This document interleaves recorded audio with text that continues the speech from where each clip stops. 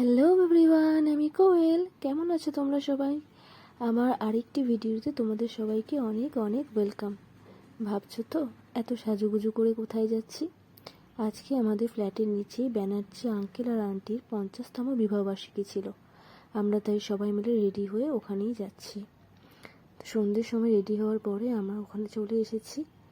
আর আসার পরে এখানে দেখলাম যে কমিউনিটি হলে সবাই সবার মতন করে কেউ গান, কেউ কবিতা পাঠ করছে, আর আমরা এখানে বসে আড্ডা দিচ্ছিলাম।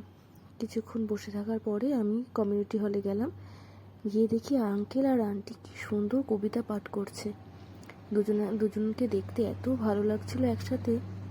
আর জানো তো, এই আঙ্কেল আর আন্টি না আমাকে খুব খুব ভালোবাসেন। অন্তরে যার জন্য থাকে উজ্জ্বল রতন, শুভের শিখর শ্রী সূর্যের মতন অক্ষয় কিরণ। মনোরথ করিয়াছি, পেয়েছ দুর্লভ বিদ্যা আচার্যের কাছে। সহস্র বর্ষের তব দুঃসাধ্য সাধনা সিদ্ধ আজি। আর ওনাদের কবিতাটা শোনার পর আমরা বাইরে চলে এলাম মেন কোর্সে, মানে খাওয়া দাওয়ার পার্টে, যেখানে এসে দেখলাম অনেক কিছু আইটেম ব্যবস্থা করা হয়েছিল। যেমন ছিল কড়াইশুঁটির কচুরি, আলুর দম, fish butter fry, mutton biryani, chicken চাপ, চাটনি, মিষ্টি, আইসক্রিম, আরও অনেক কিছু। বেশ ভালো হয়েছিল সব কটা খাবারই। আর এখানে মামনিকে বলেছিলাম, তুমি খাবারগুলোকে নাও আগে, আমি তোমার একটা ভিডিও করি।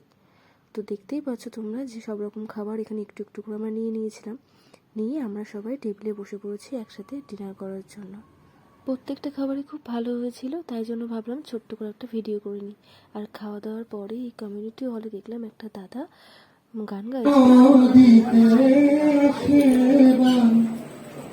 আজকে কি ঘোর তুফান সজনী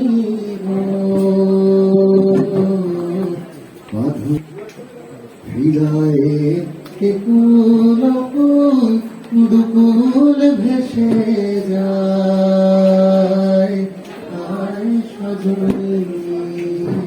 আর গানটা শোনার পরে আঙ্কেল আন্টিকে বাই বলে আমরাও চলে এলাম আমাদের ঘরে। খুব ভালো কেটেছিল আমাদের সন্ধ্যেটা। তোমরা জানিও ভিডিওটা কেমন লাগলো।